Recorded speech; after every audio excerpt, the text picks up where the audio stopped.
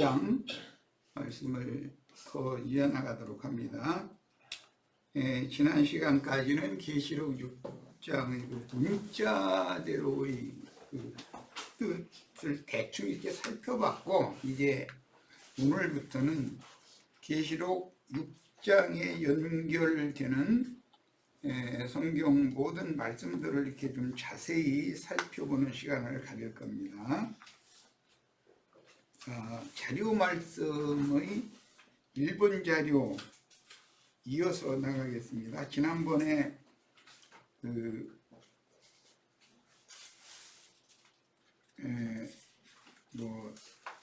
하나님과 그 어린 양의 진노의 날이 이르렀으니 누가 능히 그 앞에 쓰겠느냐, 그 말씀까지 문자적인 뜻을 살펴봤고, 그 중에 특히 산들과 바위에게 말하되 우리에게 떨어져서 보좌에 앉으신 이의 얼굴에서와 그 어린 양의 진노에서 우리를 가리라, 이렇게 기록된 이 말씀을 문자대로 살펴봤는데, 이걸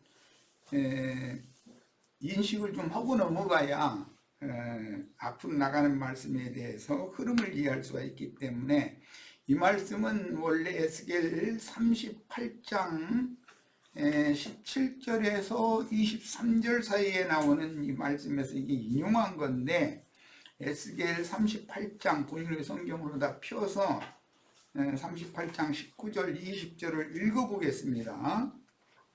그때 그 문자적인 뜻에 대해서 정확한 의미가 이제 잘 설명이 하기가 어려워요. 이게 뭐 우리 위에 산이 떨어지고 뭐 바위가 있는 절벽이 떨어지고 등 이런 식으로 이게 번역을 했기 때문에, 그게 좀 사실은 문자대로는 떨어진다는 그 용어 사용이 잘못된 건 아니지만, 좀 더 쉬운 그런 번역으로 했었으면 더 좋을 걸 하는 생각을 나는 하고 있는 거예요. 여러 의미가 있는 용어이기 때문에. 자, 에스겔 38장 19절로 20절을 봅니다.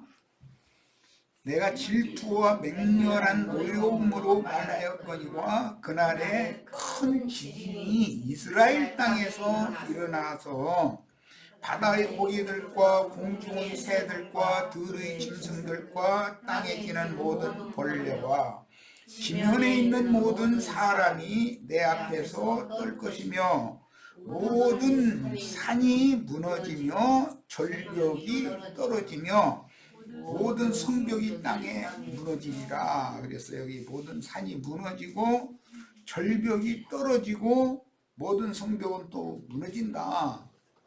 이 표현을 에스겔 6장에서 지금 인용을 한 거예요. 그러니까 이제 말하고자 하는 의도를 알려면 하나님의 진노로 말미암아 주님의 교회를 대적하는, 이제 이 에스겔서에서는 곡과 마곡의 전쟁에서 주님께서 마곡 왕들의 군대를 다 멸할 것이다 라는 말씀을 하시느라고 이 말씀을 하신 건데, 이건 계시록에서는 이제 그 1000년이 산 다음에 이 말씀이 곡과 마곡의 전쟁 이야기는 적용이 되죠. 그런데 계시록 6장에서 이 말씀을 지금 미리 인용을 한 거예요. 그러니까 그 개념을 이해를 해야 돼요.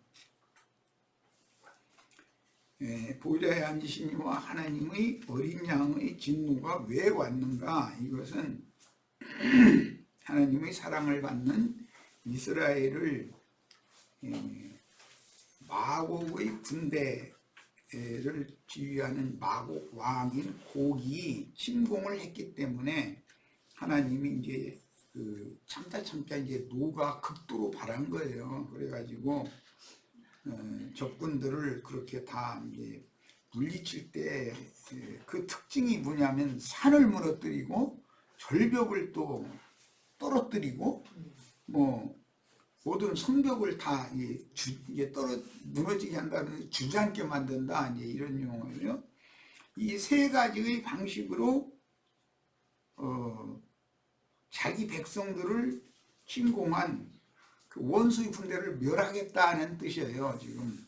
그러니까 계시록 6장이 말하고자 하는 의미를 잘 이해하시기를 바라요. 주님의 교회를 세상 교계가 단체적으로 대적하고 들고 일어나면 그 전쟁을 하나님이 친히 행해서 뭐 산이 무너지고 절벽이 떨어지고 이렇게 표현을 했는데, 그 산이나 절벽 이런 것은 뭐 산사태 나고 또는 파도가 계속 그 바닷가에 있는 그 절벽 산에 계속 부딪히다 보면 어느 날 절벽이 그냥 한꺼번에 무너져 떨어지고 이게 초상이죠.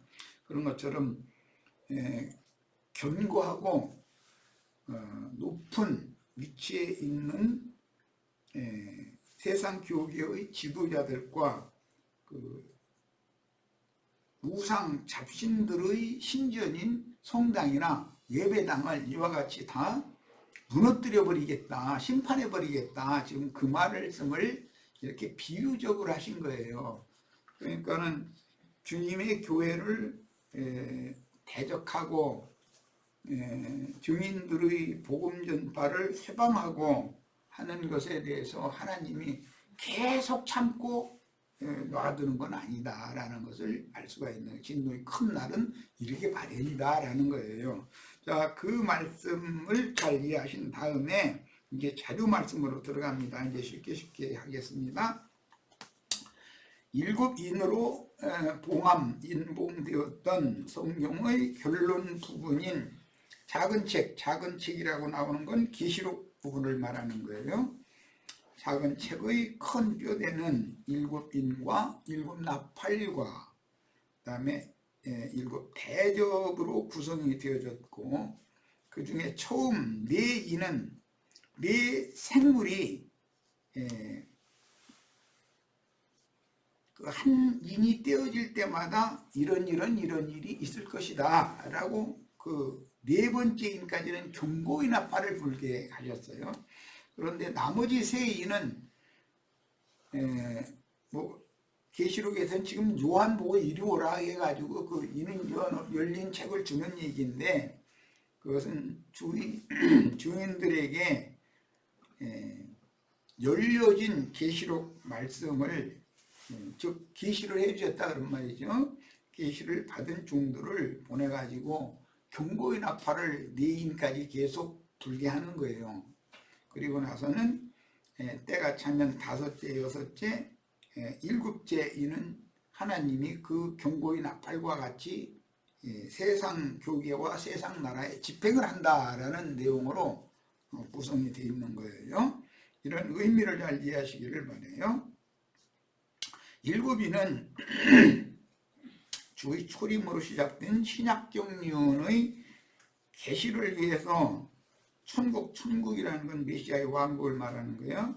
복음, 왕국 복음, 하나님의 왕국 복음이 전파되면서부터 형제 요한의 순교로, 형제 이제 요한이 계시록의 작은 말씀을 받아서 다시 대언을 해야 될 사명을 받았던 사람이 요한인데, 요한이 죽으면 일단락이 된다 이거예요. 주님이 이룬 구속사가 요한복음 그 21장 21절로 23절에 보면 베드로에게 내 양을 먹이라, 내 양을 치라, 내 양을 먹이라 이 말씀을 3번을 이제 하시고 나서 베드로에게 너는 나를 따르라 그러니까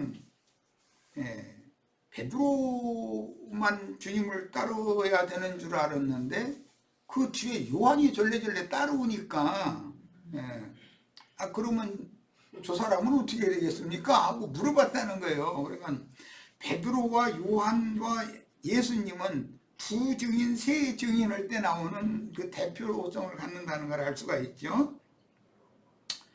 그러니까 주님께서 이르시되 내가 올 때까지 그를 머물게 하고자 할지라도 내게는 무슨 상관이냐, 너는 나를 따르라, 이렇게 이제 명령을 하셨어요.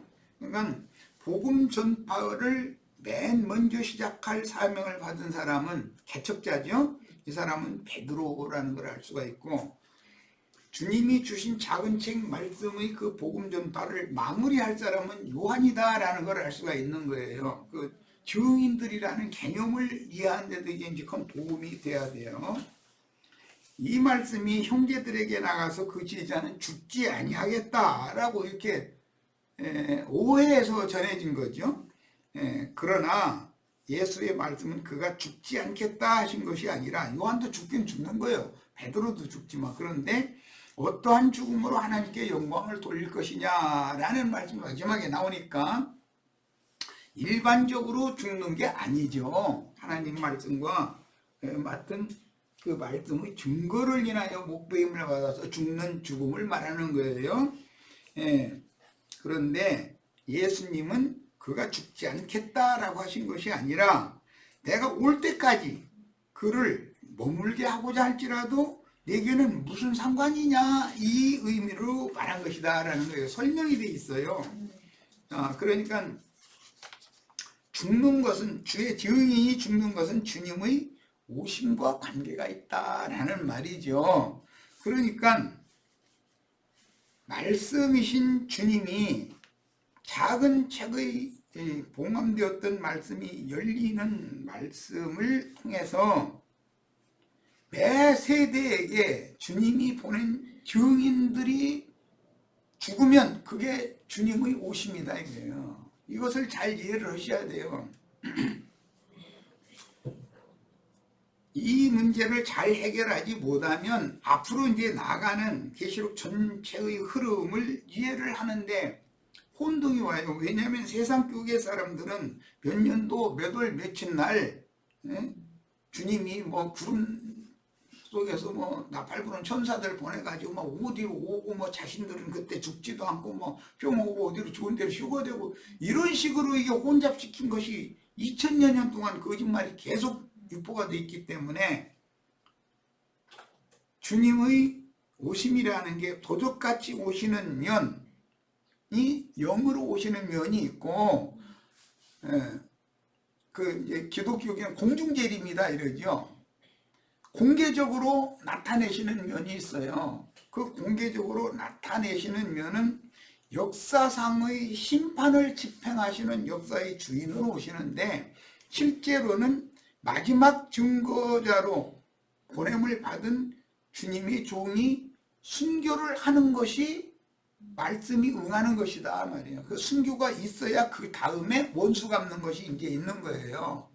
이런 큰 흐름을 잘 이해를 하셔야 돼요. 이 이야기를 이렇게 내가 강조하는 것은 계시록 말씀, 앞으로 나가는 말씀 전체를 기독교계가 혼잡시켜 놨기 때문에 이것을 바로잡아야 되기 때문에 할 수 없이 얘기를 하는 거예요. 그래서 순교자 증인의 수가 차서 이방의 충만함이 차기까지는 이런 일이 매 세대마다 반복되게 돼 있는 것이다 하는 거예요.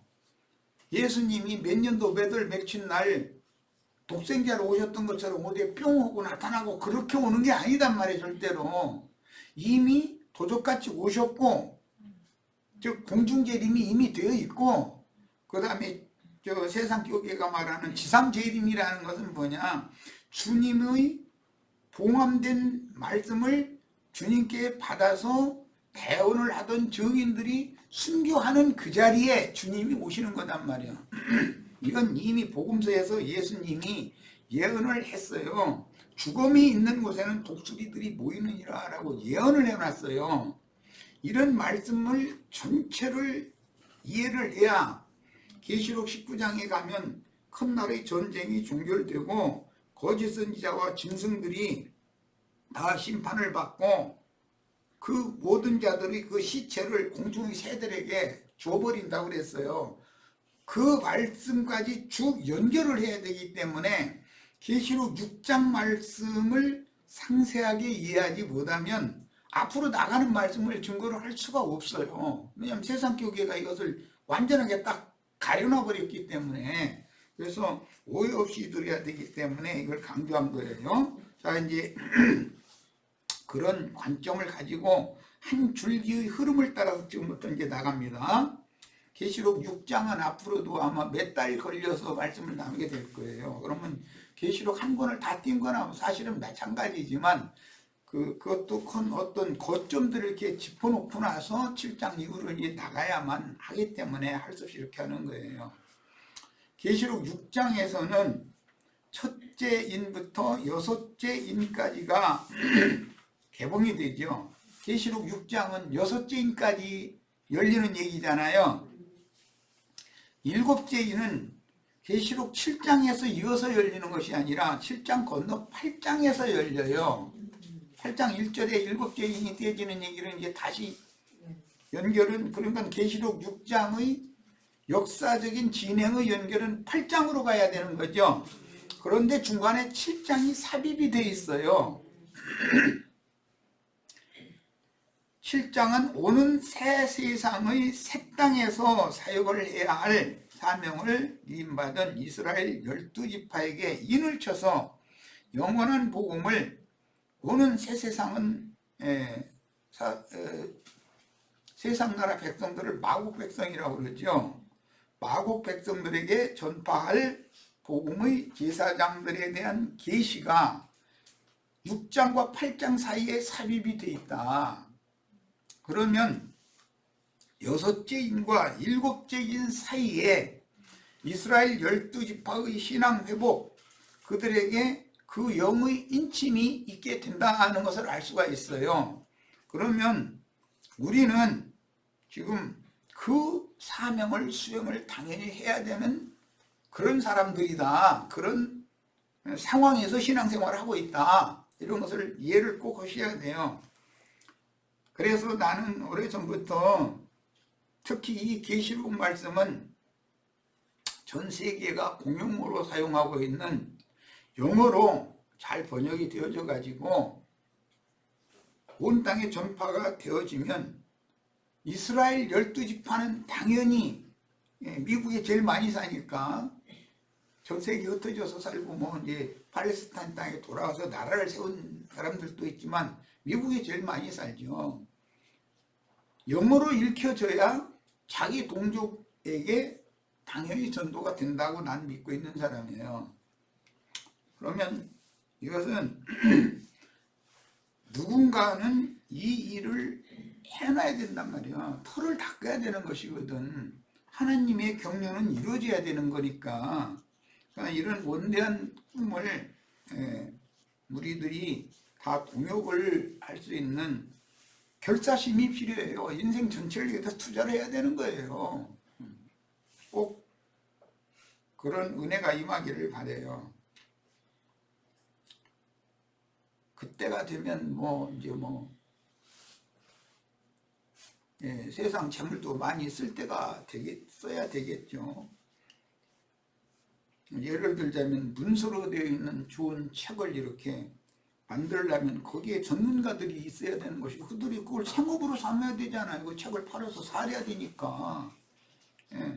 그렇게 되려면 일단은 인쇄 비용이라든지 그 사람들이 그 책을 팔아서 생계유지를 해가면서 일을 할 수 있을 때까지는 뒷보조를 해줘야 될 거 아니에요.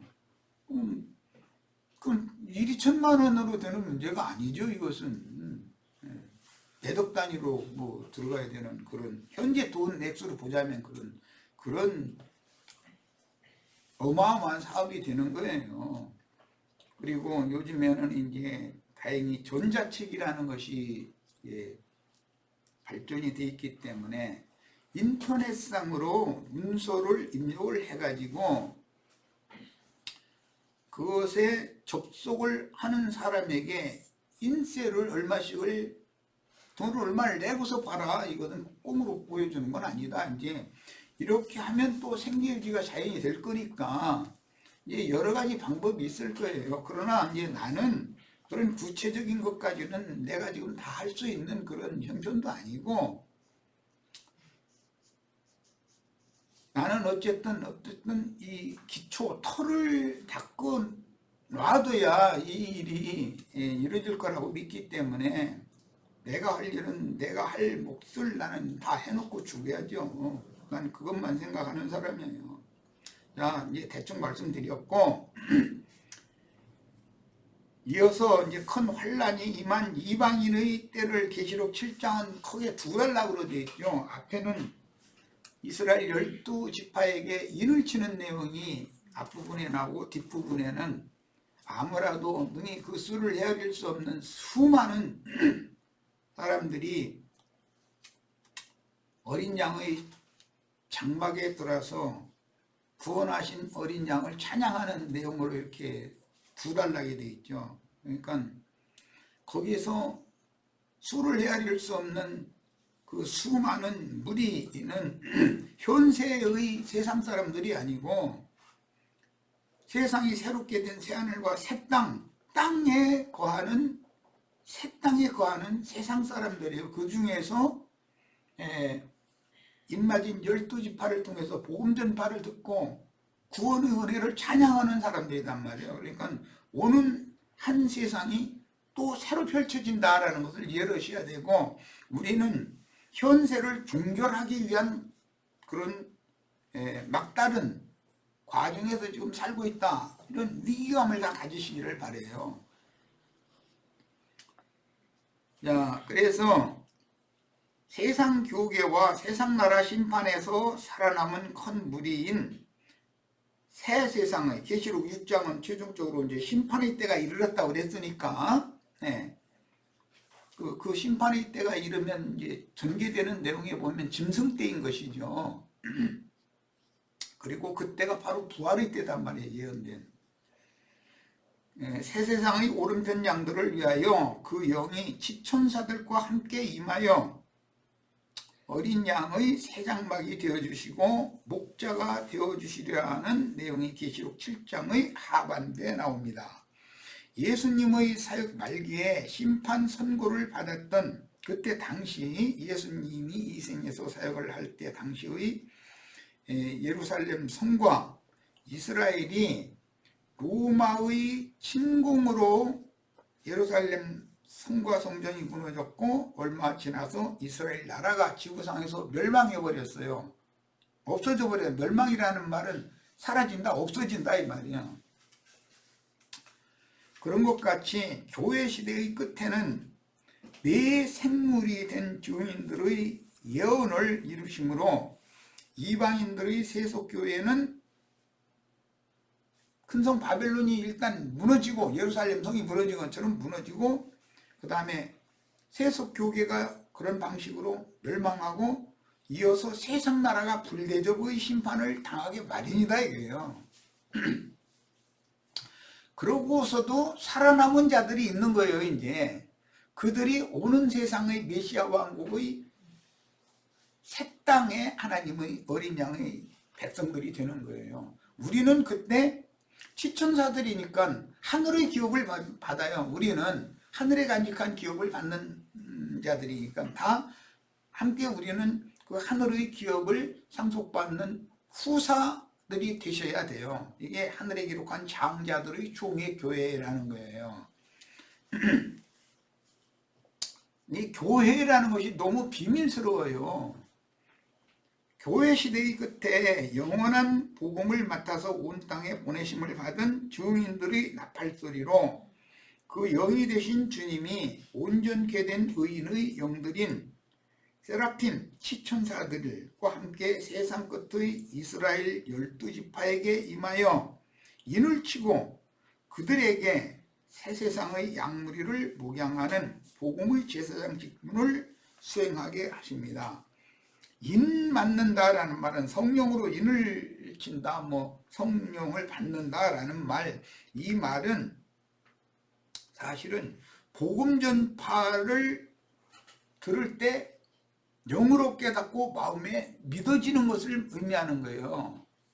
그러니까 버림받았던 이스라엘 12지파가 회복되는 때가 온다. 신앙이 회복되는 때가 온다. 그 말은 예수님이 세운 예루살렘 교회가 먼저 세워졌고 안디옥 교회는 나중에 세워졌어요. 안디옥 교회의 계열이 이방인의 교회인 거예요. 그런데 예루살렘 교회, 히브리인들, 유대인들 12지파의 교회는 예루살렘이 무너지고 이스라엘 나라가 멸망함과 동시에 소멸되어 버리고 없어져 버렸단 말이에요. 어디로? 예루살렘 교회가 어떻게 이어졌다는 말이 성경에는 사도행전 이후에는 안 나오잖아요. 바울과 바나바의 사역으로 이어져 버리지. 그러니까 이게 하나님의 경륜인 거예요. 그러면 주님이 세운 예루살렘 교회가 완전히 멸망해 버렸다는 말이냐? 그렇지 않단 말이에요. 예루살렘 교회는 회복된다 이런 말이에요. 그것은 이방인의 때 동안을 위해서 예루살렘 교회가 잠시 소멸되어져 있고, 이방인이 충만한 수가 차면 예루살렘 교회는 회복된다 이런 말이, 유대교가 회복된다는 말이 아니에요. 예루살렘 교회가 회복되는 거예요. 이스라엘 12지파가 회복된다 이 말이에요. 그래서 이제는 오는 그 천년이 차기까지의 메시아 왕국의 그 시대에는 예루살렘 교회를 통해서 마국 백성 온 지구상에 복음 전파가 다시 되는 거예요. 그래서 14만 4천으로 대표되는 구원 얻을 자의 충만한 수를 다시 채워야만 유대인과 이방인 온 이스라엘의 구원이 실현되는 것이다 하는 말이에요. 이 하나님의 우주 경영에 대해서 잘 이해가 있기를 바라요. 교회 시대의 이기는 자들은 메시아의 왕국에서 주와 함께 주님의 상에 앉아서 먹고 마시며 새 땅에서 하나님의 종으로 인마자 사역할 이스라엘 12지파를 통해서 새 땅의 양들을 목양하며 천하 만민인 마국 백성을 다스리게 하심으로 메시아의 왕국인 제사장 나라를 실현합니다.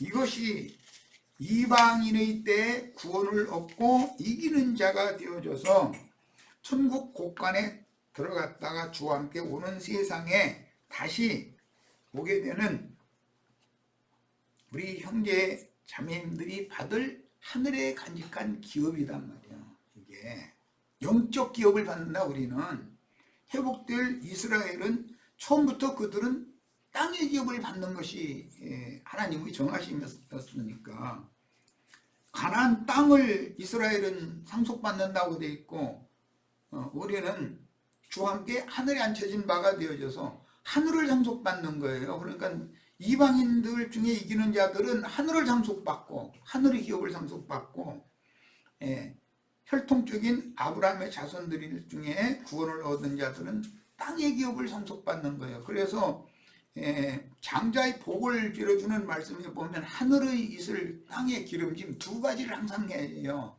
예수님이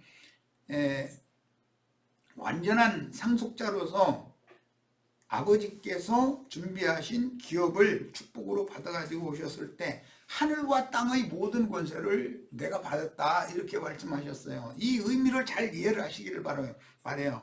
그래서 우리는 영적 장자이고 신앙이 회복될 이스라엘은 육적 장자권자들이란 말이야.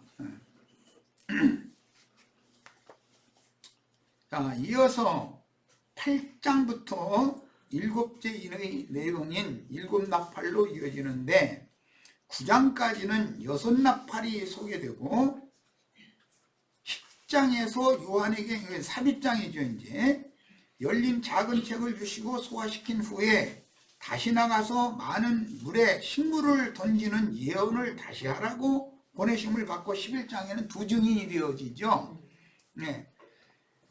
계시록 11장에서는 두 증인이 그 사역을 수행하며 7째 천사가 이제 나팔을 불면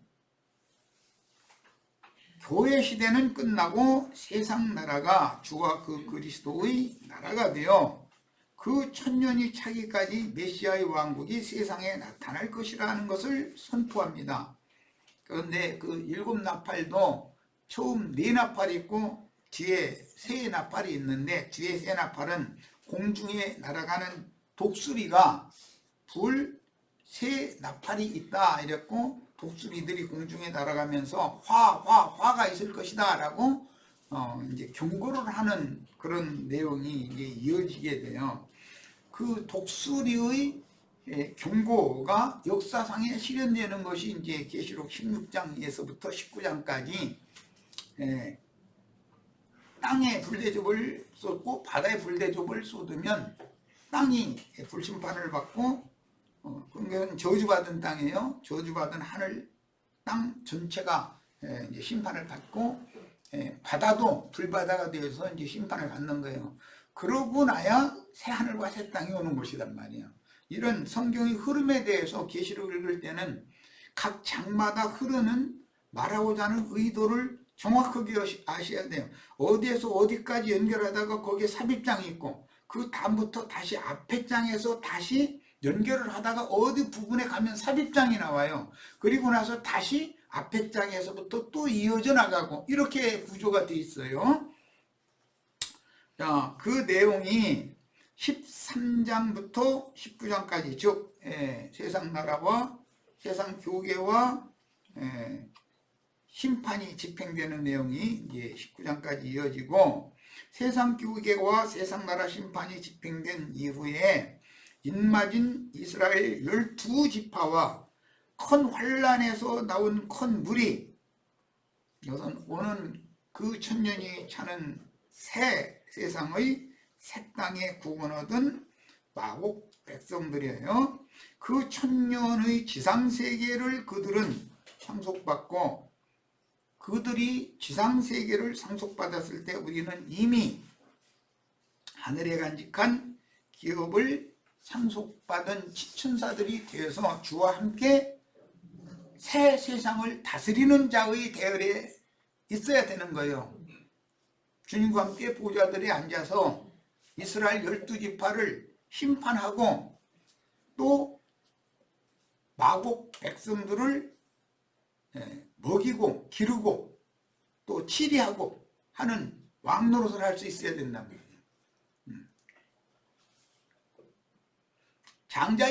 장자권이라는 것은 왕권과 제사장권이 이제 대표인데 그러려면 오늘 우리가 이 생에 살아있는 동안에 장자의 명분도 취해야 되지만 장자의 권리를 각자 쟁취해야 돼요. 그래서 하나님이 하늘에 간직한 기업을 우리에게 주시기를 계획하고 계셨고 그걸 기뻐하시는데 그게 하나님의 마음에 감추신 기뻐하시고 선하신 뜻이에요. 이게 이제 에베소서에서 이걸 바울사도가 계시를 받고 우리가 마침 에베소서 말씀을 지금 줌집회를 시작을 했는데 그게 우리 박영재가 무슨 사정이 있는지 못하겠다고 지금 오늘 아침에 보니까 그렇게 돼 있네. 이런 전체적인 그 하나님의 경륜에 대해서 아직은 밝힐 만한 단계가 아니니까 그렇게 하나님이 조치를 하시는 것은 아닌가 이런 생각도 들고 어쨌든 나는 우리 형제들이 힘을 얻어서 지혜와 계시의 영을 받아가지고 하나님 속에 감춰져 있는 그 경륜이 이루어지는 것에 맞춘 그 하나님의 비밀인 그리스도의 비밀인 교회의 비밀에 대해서 잘 우리 형제 자매님들이 숙지하고 증거하고 나팔 불 수 있게 되기를 바라요. 다 그렇게 되기를 바라요. 그러려면 성경을 전권을 다 부지런히 읽어야 돼요. 전심해서 성경을 읽으셔야 돼. 하여튼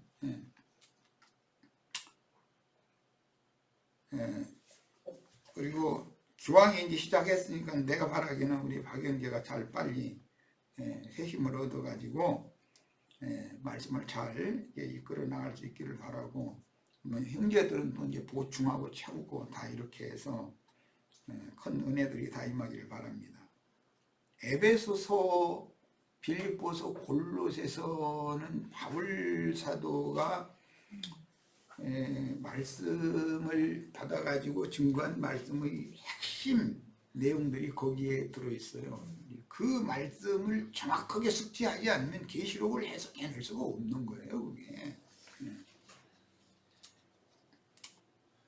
자, 일곱째 천사의 나팔로 선포하신 내용은 계시록 12장 이후에 온 지구상의 모든 곡물 추수를 위한 하늘의 전쟁으로 이어지고 하늘에서 패한 마귀와 그 사자들은 바닷가의 땅에 내려와서 준둥함으로 바닷가의 땅이라는 건 모래 장물이 다 있죠. 바닷가에는 그것은 농사를 지을 수 있는 땅도 아니고 그렇다고 바다도 아니고 이제 그런 양다리를 걸치는 이제 그 경계선이라고 할 수가 있죠.